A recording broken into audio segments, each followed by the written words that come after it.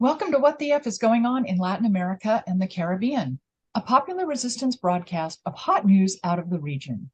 In partnership with Black Alliance for Peace Haiti Americas team, Code Pink, Common Frontiers, Council on Hemispheric Affairs, Friends of Latin America, Interreligious Task Force on Central America, Massachusetts Peace Action, and Task Force on the Americas, we broadcast Thursdays at 4:30 p.m. Pacific, 7:30 p.m. Eastern, right here on YouTube Live, including channels for The Convo Couch, Popular Resistance, and Code Pink. Post-broadcast recordings can be found at Apple Podcasts, Spotify, Telegram, radindiemedia.com, and now under podcasts at popularresistance.org. Today's episode, Ecuador's president dissolves the National Assembly, triggering early elections. And I'm so happy to welcome back today's guest, author and journalist Joe Emersberger. I'm sure many of you remember him from our conversations last year regarding the controversies in Ecuador, June of 2022. You can find Joe's work published at CounterPunch. There's a great article that was published yesterday that I will put in the program notes. He can also be found at Fairness and Accuracy in Reporting, MintPress, and many other publications. Also, be sure to read his book, Extraordinary Threat, the U.S. Empire, the Media, and 20 Years of Coup Attempts in Venezuela. So before I have Joe join us, I just want to again remind all of you, we're really lucky to have him back with us for this episode because it'll be a nice follow-up expansion of our conversation late June of 2022 regarding the protests in Ecuador. And so let me give you all a little bit of background as to what's happened in Ecuador the past week. So Ecuador's President Guillermo Lasso dissolved the National Assembly by decree on May 17, bringing forward legislative and presidential elections and heading off an attempt by opposition politicians to impeach him. Opposition politicians wanted to impeach Lasso over accusations he disregarded warnings of embezzlement related to a contract at state-owned oil transportation company Flopec, Flopec. Charges the president himself denies.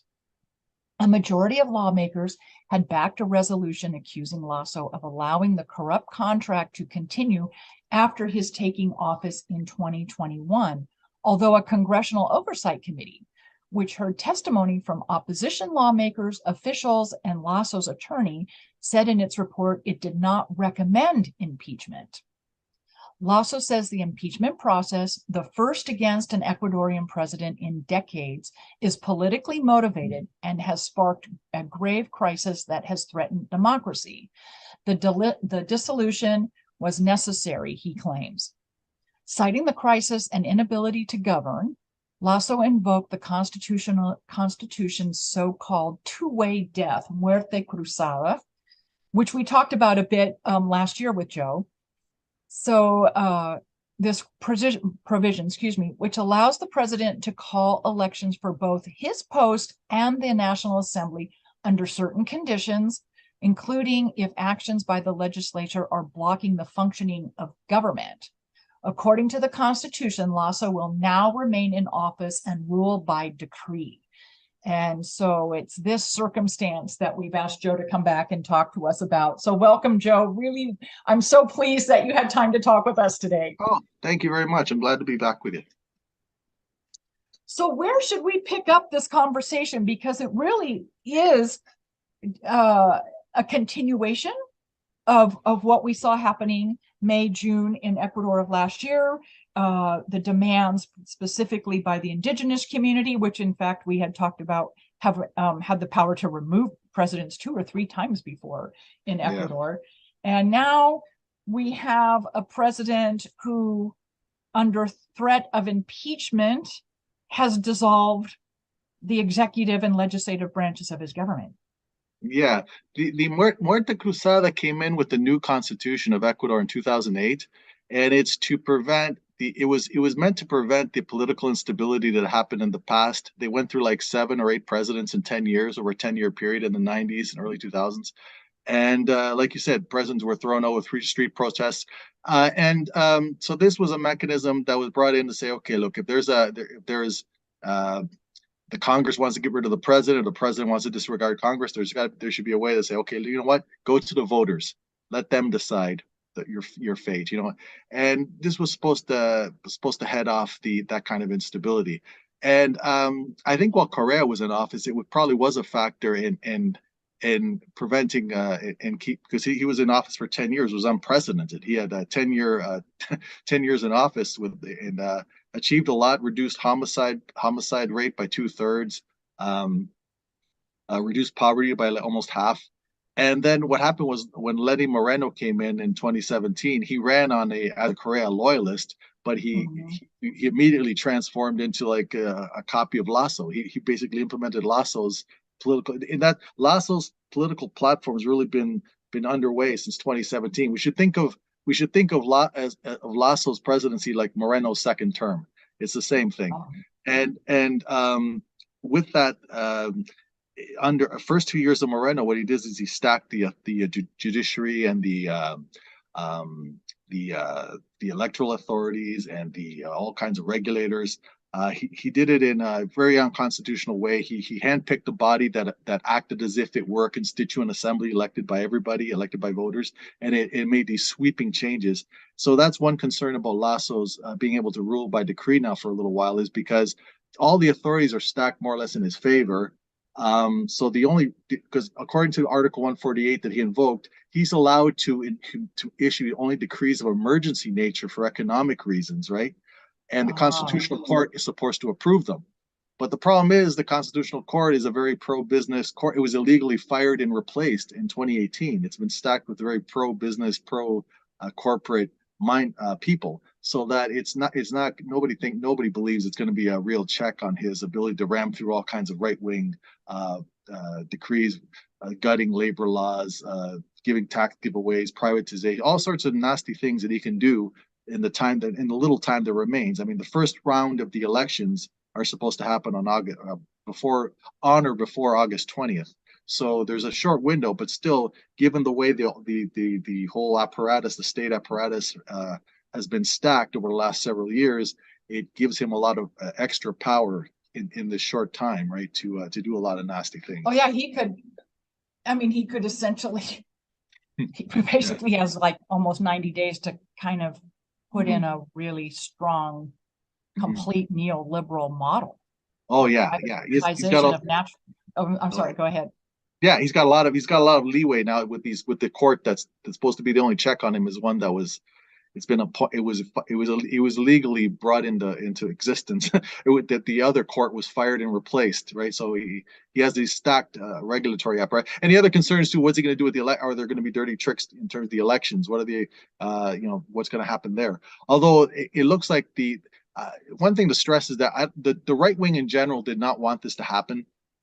Like I said, like we discussed last year, the National Assembly tried to invoke Muerte Cruzada last year during protests over the liberal austerity measures Lasso was bringing in. There were major street protests, people dying. In the streets, the National Assembly said, "Okay, this is an emergency. Let's go to the polls. Let's settle this at the polls, not in the streets." That's the whole point of this measure, right? Of the Right. Muerte Cruzada. So, and it failed to get the necessary votes. It fell short of the 2/3 majority required to get it. Then there were efforts to subject Lasso to a recall referendum, but the electoral authorities shot that down as well. They found excuses to shoot that down. So the impeachment process then came. But again, the impeachment process only came, I think, only really was pressed forward because these other methods to force Lasso to be held accountable at the polls failed. And now, it's ironic that now he ends up invoking Muerte Cruzada when he fought against it, right? But he did it as a Yeah. last ditch effort because he was going to get impeached. He made it ridiculously obvious that the only reason he was invoking was because he was going to get impeached and he wanted to just cut the proceedings short. So that calls into question the legality of him doing it, because even though the Article 148 gives him a very broad latitude to invoke Muerte Cruzada, to dissolve the force these snap elections. It's not clear that that he's allowed to do it and make it obvious that he's only doing it to cut short an impeachment process that's underway in the National Assembly Mhm. had constitutional court approval to be underway. So it's that becomes somewhat dubious, but in the end, the court, unsurprisingly, it upheld his decree. But like I said, this is a very pro-business right-wing court that was installed illegally, so it's not surprising.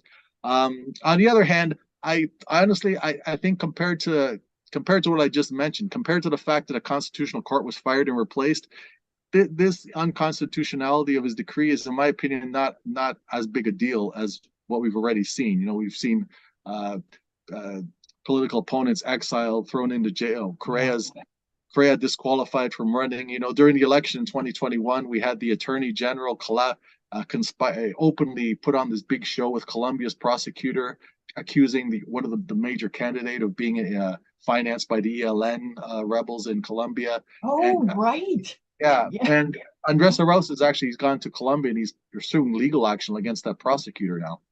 Oh, And good for him. it's a very Yeah. good time to do it too, because it's hopefully will deter some of those dirty tricks from happening again. So you know, in view of all that, you could actually say it's kind of it's not even that it's there's an argument that what he did was illegal, but I don't think it's as bad as what they've done over the course of the last 6 years since Moreno took over. They've done worse than that. Um, Well, so they've yeah, basically ensured all the institutions are in favor of a neoliberal project. right, exactly. Yeah. And so now they're gonna. But what's the good thing is that Lasso basically did this to save himself, but he didn't. He did not consider the interests of the broader right wing. So this has fractured the right wing unity that's kind of held them together in the past 6 years. You know, um, and this comes off. You know, in February, like I wrote, they just had a disastrous electoral. Municipal regional elections were disastrous for the right wing. It was swept by the huge winners were the Correists. They won by far the most municipalities, and they Lasso in those elections had 8 referendum proposals that he for dealing with crime and insecurity that he put forward, and they were all defeated because the people just didn't don't. He's so unpopular he can't even get proposals passed. Like for example, he tried to say, well, we should be able to extradite people to the United States if they if they're found accused of drug trafficking or stuff like that. And those were they were proposals tailored to kind of appeal to a right wing populist approach to fighting crime, and it didn't work because the Correists and other progressive factions say, look, we didn't have that. We reduced homicides by 2/3. We didn't do any of that. We just had good common sense policies that reformed the police, that devoted resources to improving security. So they didn't have mass incarceration, didn't have the death penalty, didn't have all the kind of things that right wing people always want to say are the solution to bring down crime. So Joe, I just want to mention for the audience that the audience can find in the program notes your article from February discussing the election results. And the article is called Elections in Ecuador, Unmask Western Media Dishonesty. I shared the link with MintPress, but that article was published in several different publications as well, but it's well worth reading. So yeah. So you come off elections where you do that horribly. I mean, not just Lasso, but the whole right wing, his party, and so why are you going to force snap elections after you just got throttled? So this was so obviously just an attempt to save himself and only himself. Because if he had been impeached, okay, his vice president takes over. The right wing technically still has a time left. Right. So this shows that the right wing unity has been fractured. Even the right wing media outlets like Ecuavisa are saying no, the elections have to happen right away because they know that if they try to pull something just to delay the elections or tie themselves further to Lasso, he's like a sinking ship. They don't want to be tied to him. So it's an important development, but it's a huge concern. What's he going to do in the time that remains? He basically has nothing. All he seems to care about is just I think one reason he could be trying to ram through all these right wing decrees is also to shore up support to help him make sure he doesn't suffer any they can escape and not face any legal consequences in Ecuador, and make sure he has the support of any foreign supporters and the U.S. supporters, and just get out of there before anything can happen to him, before he can be potentially jailed for all the things he's done. So so he's looking to save himself, and he's sacrificed the broader interest of the Ecuadorian right by doing this. That to me is just fascinating. That I mean, for long-term political strategy, because like you were saying earlier, all the institutions have been configured under the Morena government to support neoliberal policies. And so, and also for the audience, Joe has another article that was published yesterday in CounterPunch called Ecuador's Democratic Backsliding Has Been Ongoing Since 2017 with US support. And you talk about all of this, how, and that link, by the way, is also in the program notes for the article. So you talk about all of this. So why, I mean, the self-preservation of one man over this project that we don't necessarily agree with, but this project has been in place since 2017. And so you have one person's desire for self-preservation destroying that. I mean, it's destroying that whole right-wing project. I mean, I guess in a way it's a backhanded blessing for many people, well, but it's Ecuador's right. Traditionally, Ecuador's right wing has been very fractured, very self-interested, very not united. And actually, the unity it's shown is a new thing. Over the past 6 years, they've been united because they had this tremendous fear of Korea coming back. But their tendency has always been to really fight viciously amongst each other. That's why when I mentioned that period of 8 presidents in 10 years, a lot of it has to do with that right wing infighting. Where now it didn't really. They kept replacing with neoliberal governments anyway, but it was different factions within each other. I have an interview with David Villamar, but you can find on CounterPunch from a while ago, where we talk about the right wing infighting. Even during Lasso, it starts to become evident. But then, when there's a threat like a Muerte Cruzada, they closed ranks again.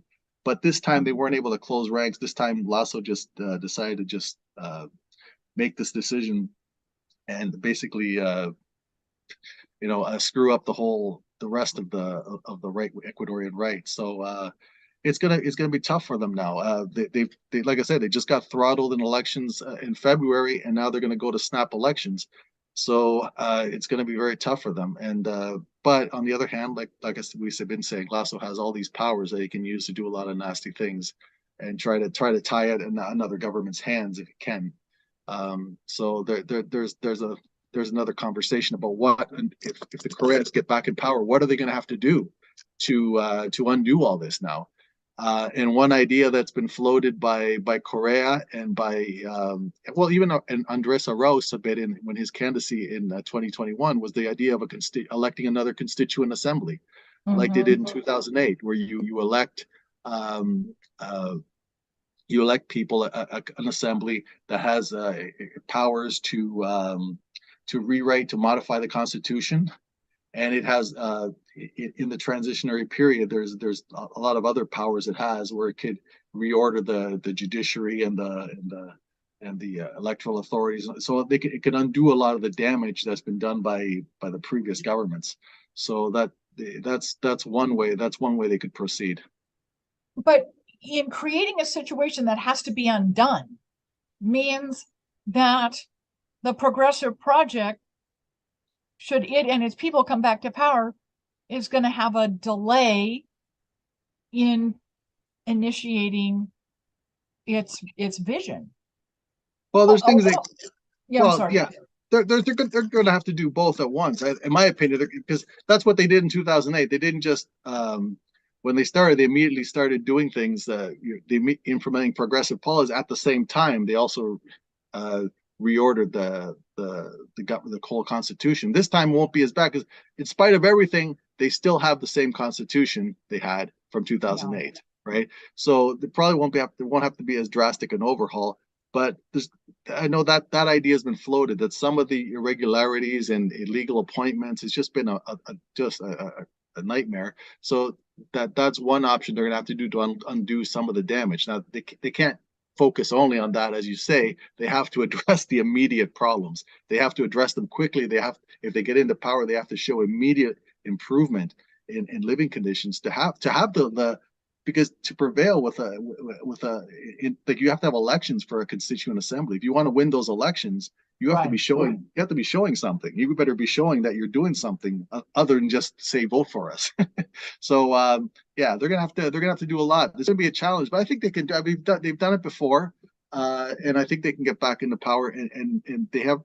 Korea has a track record. They have achievements. They have people who like Andres Arauz, for example, ran the central bank. He was so they have key people who were involved in fixing Ecuador before, and I think they know how to do it. They have the experience. I think they can do it again, but it's yeah, they're gonna have to get busy right away. So let's talk a bit about what is possible in these snap elections in August, because I'd like to go back to the article you wrote in February discussing what a lot of us found really surprising and exciting, how much the Correístas won, how much political ground they were able to take back, mayoralships and governorships, specifically in Guayaquil. And so to me, we see that, we're like, wow, what happened to make that possible? I mean, certainly Lasso's policies and these protests that have been manifesting since for almost a year now, but what happened within the party and the movement? Can we talk a bit about that, how that came about? Because it seems to me, Joe, that success in February also was a reason either for Lasso to dissolve the presidency in the National Assembly, but you could also see why the right wing is saying, why would you dissolve, why would you exercise this muerte cruzada now when the Correístas gained so much ground in February? Right. Well, I don't think they know what to they've lost control of the violent crime in the country. It's homicide rate has quadrupled since 2017. They've just lost control. I don't think they have any idea how to fix it. I don't think they have any idea how to do anything but try to spin it somehow and say it's either Korea's fault or resort to these reactionary proposals.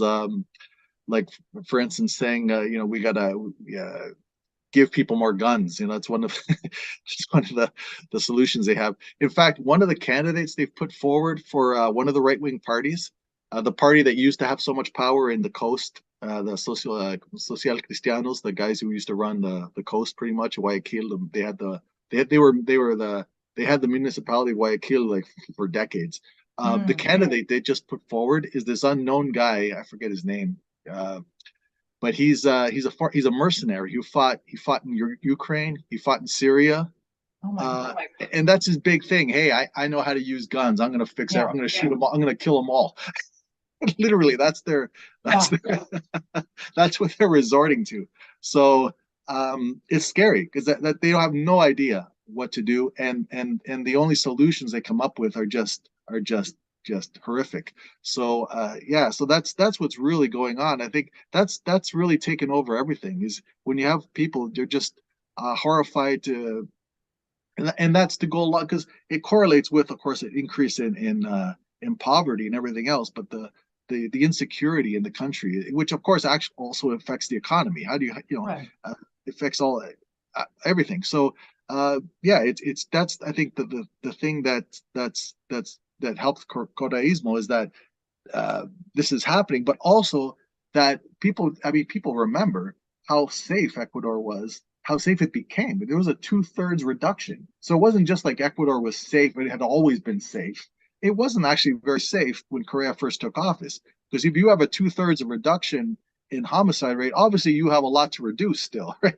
It was pretty high. It wasn't like compared to Colombia, other very, very unsafe places, but it was still it was 3 times higher than what it is in the United States. Okay, so if you look at the over time, the homicide rate when Correa took office at the same year in 2007, its homicide rate was like 3 times higher than what the USA's homicide rate is. By the time Correa leaves office, it's pretty much the same. It's come down almost at the same level as the United States. It reduced by 2/3. Wow. So that's a huge improvement. People remember that, and they remember that. And so it's hard, 6 years later, to tell people, well, to kind of forgive my language, to bullshit people about that, right? So it's very hard to bullet. So I think that's a huge factor in why Correismo really pressed that advantage and said, "Look, we know how to solve this. We've done it before." That's a huge argument to use. And how much, last year's protests, so we're approaching almost a year exactly, June of 2022, were triggered by extensive austerity measures by the Right. Lasso government. And so there's clearly been some backlash to that. Well, we saw the protests last year specifically by the most marginalized people, the indigenous people and campesinos. So you've got unity among that, and probably stronger now a year later in pushing for change. Although I still think there are tensions there. We'll have to see how that plays out. There's always been a tension between the indigenous movement and the Correaist movement. Electorally, Correismo's been the big electoral movement, but they kind of lack a certain grassroots capacity to organize. It's always been an issue, but especially because under Moreno, they took the brunt of the persecution, everything. Their leaders were exiled and jailed and everything. Whereas Kanai initially got along with Moreno, because Moreno originally, he was marketing himself kind of as a even though he was very right wing, but he was kind of marketing himself a little bit as like a reformed Correísmo, like we're gonna and he could kind of pull that crap initially because it took a while for his policies to really bite. All his right wing neoliberal crap. It took a while for it to really hurt people because Ecuador was in a pretty good place, obviously, when he first took office. So he could ram a lot of things through before people realized what he really was. And so that was an issue. So now, but then by 2019, the indigenous movement was totally against him. It already had. This was even before the pandemic struck. Before the pandemic arrived, they were massive protests in 2019. There were like 11 people killed, or eight or 10 people killed in several days. Those were like the first we saw, and then Chile, and then Colombia, and and then you have to remember is that the pandemic, Ecuador had one of the worst pandemic responses in the world, which is really amazing because given its climate, given its young population, it had some advantages there, that it could have, but it was really amazing. And this was coming out even in the Western media, which always gave Moreno and Lasso a kind of a free ride. They gave them good press. They got away with so much, and they would never. They got very good press, and yet even in the Financial Times kept careful track of the COVID deaths, and for several months Ecuador was near the top in the worst performer. And a lot of it is based in the coast. The response, especially in the coast, the bastion of the right wing Social Christian Party, they were especially bad. It was just horrific on the coast around Guayaquil. The response to COVID, and that really hurt them. And I think that was part of why they paid such a big price in the elections as well. So there was multiple factors. It's just been one disaster after another. And then all throughout this, ever since Moreno took office, the homicide rate constantly climbing. And then with Lasso accelerating, just getting even worse. So it's just multiple disasters. And, I think, my opinion, the corruption scandals again with Lasso, I think if things weren't so bad, I think he could fight those off. I think with the media support, I think he could. He could probably fight those off. But if people just have to look around them and see how everything's falling apart, it's very easy to think, well, the government must be corrupt too. Right. It can't be this. Just simply use that as the excuse to get rid of him. It's like, it's much more easy to buy into that versus say, well, okay, he's a bad guy, but the streets are clean and the economy's growing, and so you tend to. Right. I mean, and not just Ecuadorians, but all of us. Right. We tend to accept things. Right. When living conditions and economic conditions are favorable.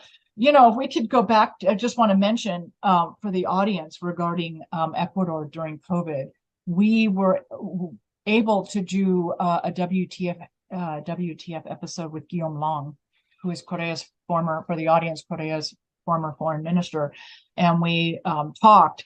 At that time, it was when all the bodies were in the streets because the mortuaries and stuff were privatized and not able to respond. I mean, just in the deconstruction of the national healthcare system and all of that. Yeah, it was gruesome. Oh, yeah. Yeah, it was very It's gruesome pretty for bad them. when you have a pro-US government like Ecuador is getting these macabre headlines around the world. You know things are bad because Yeah. they really shield them. But it really had to get extreme for them to get the kind of headlines usually associated with U.S. enemies. Where Right. if it comes in Nicaragua or Venezuela, they'll take anything and blow it up into a big international news thing, right? But for a country like Ecuador to be getting that kind of press, it had to be bad, Yeah, and it couldn't be hidden. It right? was, yeah, it couldn't be glossed over or hidden. I Right. wonder, Joe, in our last few minutes for the audience, if we could have a technical conversation about Article 148, just so that people, what this muerte cruzada is, and we talked briefly before going live about technically what it is, how it came about, and how it's being used. Okay, it was brought in 2008 because, like I said, Ecuador had a period of tremendous political economic instability in the 90s and the early part of the 2000s, where you had like musical chairs of presidents getting thrown out constantly. This refers back to not that these were a lot of it were right wing presidents getting thrown out by other right wing factions. It was, like I mentioned, this right wing bitterness and viciousness among themselves. And so when Correa's government came in, they convened a constituent assembly to rewrite the constitution. And so one of the things they said was they thought was, well, okay, previously the Congress would just be able to impeach a president, get rid of him, and then basically stay there. And then so they said, look, there's got to be a better way. If they really want to get rid of a president, or if the president wants to dissolve the Congress, they should both immediately have to go to the voters to say, okay, now we put ourselves in your, to be judged by you, to basically settle who's right here, who stays and who goes. So it was a way to empower voters and also to get the idea was to get people out of the streets, out of unconstitutional ways to change governments and get them into a more constitutional way that goes ultimately the voters decide, right? So Yeah. that was the idea. And I think it's a good idea. I just think in Ecuador's context today, with the several years of the judiciary and everything being stacked, that it becomes dangerous because the president can issue the decrees and not have any real check on them. But Article 148 is very broad. Actually, it allows the president to call to dissolve the National Assembly, and within 7 days, the electoral authorities have to put out a calendar for new elections. And there are other laws, not in the Constitution, but other electoral laws that basically tell them that it's going to have to be within 90 days, the new elections. So, And can I ask, just we're talking about the composition, how, the Moreno government was able to reconstruct the court. What about the electoral body? Is same. the Oh, same? yeah, That's same. all been Same. Okay. Yes. That was this body, this constituent assembly. It wasn't it was a handpicked body by Moreno. It has this long acronym, but it reconfigured the judicial council, the electoral authorities, superintendents, so all kinds of control authorities, right, that were stacked by this body. So yeah, so the Article 148 gives the president broad latitude because it says in his opinion, in his or her opinion. So that's already very broad, right? It just has to have an opinion. It's an open. yeah, and there has to be but there's an internal, like one of the reasons that some of them require. Like, for instance, if he says that the National Assembly is blocking him, that would, if he gives that as the rationale, he would have to go to the constitutional court and have them approve that. But the reason he gave is internal commotion, internal shock, whatever, and internal shock. that one did not require constitutional approval. So what is an internal shock? I mean, the Correas will argue that there are other rulings that they can point to where say no, the constitutional, it has to be something else, it has to be like where there's a threat of the uprising or something like that. But the problem is it's very broad, right? So it's a very broad power. So it's hard to argue against the. I mean, you can, but I think they didn't have that. I think they had a pretty good argument that what Lasso did, because there's nothing. If you read it, there's nothing where you can say, well, Lasso made it so obvious that he wanted to just stop the impeachment. So there's nothing in that Article 148 that says that the president, if his opinion he's about to be impeached, he can invoke this. It has to be. It has. It's even given the broad latitude, it's dubious that it's fair to say that he can just use this Article 148 just to cut short an impeachment process that's already underway. Yeah, that the court already approved. That the court already approved. Yeah. That's looking pretty dubious. But on the other hand, I'm not sure that it's a slam dunk either. I guess it's dubious, but I don't think it doesn't compare to other illegal things they did, like when Moreno convened this his referendum that allowed him to handpick this body that restacked everything in the country. He did that without even any constitutional court approval. He just disregarded it completely. I mean, that was more blatantly illegal than what Lasso just did. I mean, way more. And then based on that, everything that followed from that, the illegal, because if the referendum itself didn't get constitutional court approval, it was an illegal referendum. So you have an illegal referendum that leads to illegal authorities, because if the referendum was legal, everything that followed from it was illegal. And then you had the firing of the whole constitutional court. I mean, that's just outrageous. And so in the context of what's been happening, Lasso's transgression was relatively minor, I'd say. No, he was just saving his own butt. Yeah, you said earlier. Yeah, there's one thing. Go ahead. I'm sorry. No, I was going to say, yeah, and that's Article 148, which allows the president to force to invoke Muerte Cruzada. Article 130 gives the National Assembly essentially the same power, except they have to get a 2/3 vote in the National Assembly, which was June of last year. Yes, with the Paro Nacional. Yeah, and that you could probably, well, they tried to make the legitimate argument, and like you said, it didn't get the 2/3 majority vote. There was political instability and economic instability. Well, people are being killed in the streets by the security forces, and so that's kind of what the whole point of Muerte Cruzada was supposed to avoid. From the 90s and 2000s, you go to the streets, you have mass protests, you have people dying, and then that chases out the government or whatever. That this is supposed to be, no, let's go to the polls. Let's go to the polls, settle this, let the voters decide. That was the idea. But Lasso invoked it just to save himself from an impeachment process. So that's why the constitutionality of what he did was questionable. But like I said, what's been going on the past 6 years, there's been way worse than that. No, the damage, the institutional damage has already been done. Yeah, for sure. So I wonder, in our last few minutes, if we can put this into some context as to what we're seeing throughout the Americas right now, specifically Latin America and the Caribbean. And I ask this in the context of a conversation I had with our Venezuelan friend Carlos Ron about the Monroe Doctrine. And you and I have talked about this also, how since October of 2020 through October of 2022, we've had presidential and National Assembly elections across Latin America and the Caribbean, with the majority of electoral results being left of center.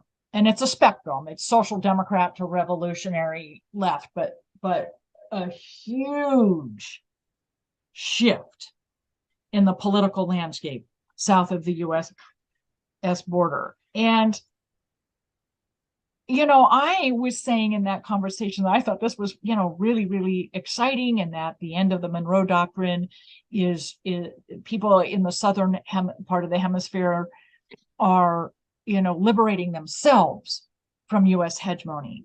And his response was, yes, but we have done this before. And this is when we see the US get most aggressive, specifically citing Plan Condor in the 60s and 70s. So what I see potentially in this, Joe, is we've seen what's happened in Peru with Pedro Castillo and their non-elected government in Peru now. and the U.S. Southern Command, Laura Richardson, saying, our hemisphere, meaning, U.S. business, U.S. military, U.S. government, our hemisphere, our resources, our real estate. And so this is why I fear what Lasso has just done. He's got 90 days to to privatize all the natural resources, water, gold, whatever, all oil, all the what's remaining of any public infrastructure and institutions. That can all conceivably happen between now and August 20th. Especially when you've got a government so tightly aligned with the U.S. and you've got the U.S. Southern Command just overtly saying what the objective is in the hemisphere. I mean, there's no window dressing on this policy any longer. Right. Yeah. That's always a danger. We saw in the early part of this century, right? We saw a wave of right-wing governments, so-called pink tide. And then we saw kind of a reversion from that. We had the parliamentary coup in Brazil, right? Yeah. We had Macri come in and we had a kind of a reversal, right? We had Moreno come in Ecuador. We had all these reversals. But what we're seeing is that they didn't last because people remember, right? People remember the governments that actually delivered. So it's very hard for them. They didn't. The reversals didn't last that long either, despite all the things you mentioned. Despite the U.S. support. I mean, despite all the U.S. everything the U.S. can do, it doesn't make them omnipotent. And a huge factor for it's a huge challenge, but integration. One of the most damaging things Moreno did. Ecuador was more or less the center of UNASUR. They had that was, and Moreno dismantled it entirely. He sold off the building, didn't he? Yeah. So his whole project was just destroying everything.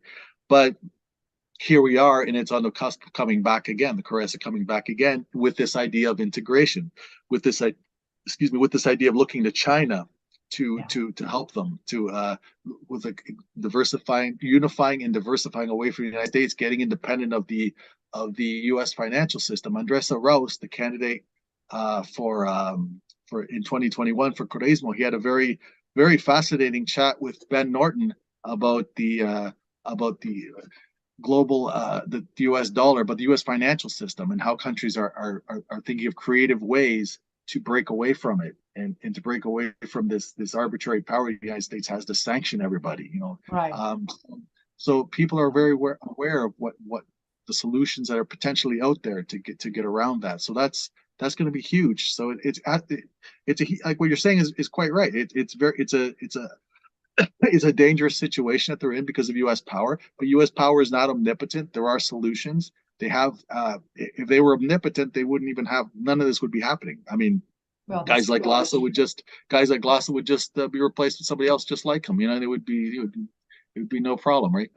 But these things are happening, and it's going to be tough though. They gotta. The key to them is integration. They realize that as individual countries, they're much weaker, right? They have to find a way to unify and become more independent of the United States. Right now, two countries like Andrés Arauz was telling Ben Norton, two countries in Latin America want to do trade right now. The money that, even if they're just trading among themselves, the money always ends up flowing through banks in the U.S. financial system. Right. Or you trade into U.S. dollars before. Yeah, it ends up flowing through the U.S. financial system, even has nothing to do with them, and that gives them tremendous. And then they're able to needle their way to kind of weasel their way in, and if they want to do sanctions, you can see how they have tremendous how that gives them the power to disrupt everyone's economy if they don't like you, right? So they have to find ways to get independent of that, and there are technical solutions that are out there, but they need a sense of urgency and a sense of to get that done. These governments as they come in, they can't be complacent. They have to get to work right away. So that's going to be huge. But you're right; it's a huge challenge. It's the United States might be in relative decline, but that doesn't mean it's still not very powerful and still not very disruptive. No, and what will it do on its way down? Yeah, exactly. Like a wounded animal is when you're the most aggressive. Yeah, Precisely. the self-preservation. Yeah. Precisely. So Joe, is there anything else regarding the dissolution of the National Assembly and the snap elections that we should let the audience know about before I let you go? Anything that Nothing. I think we've covered pretty much. I can't think of anything really. I think we've covered all the important stuff. okay. Just so. Okay, well, great. And just for the audience, I will include in the program notes both of the articles that Joe wrote February and the one that in Truth Out yesterday. The links are both in the program notes, and I will also include our WTF episode with Joe from June of 2022, because that's some nice historical context as to how things have unfolded between then and now. And then I guess I should also just remind all of you, you've been watching What the F is Going On in Latin America and the Caribbean. We're a popular resistance broadcast. We air Thursdays, 7:30 p.m. Eastern on YouTube Live, including channels for The Convo Couch, Code Pink, and Popular Resistance. Post-broadcast recordings can be found at Apple Podcasts, Spotify, or wherever you find your podcasts. So thank you, everyone, and we'll see you next week. And thank you so much, Joe.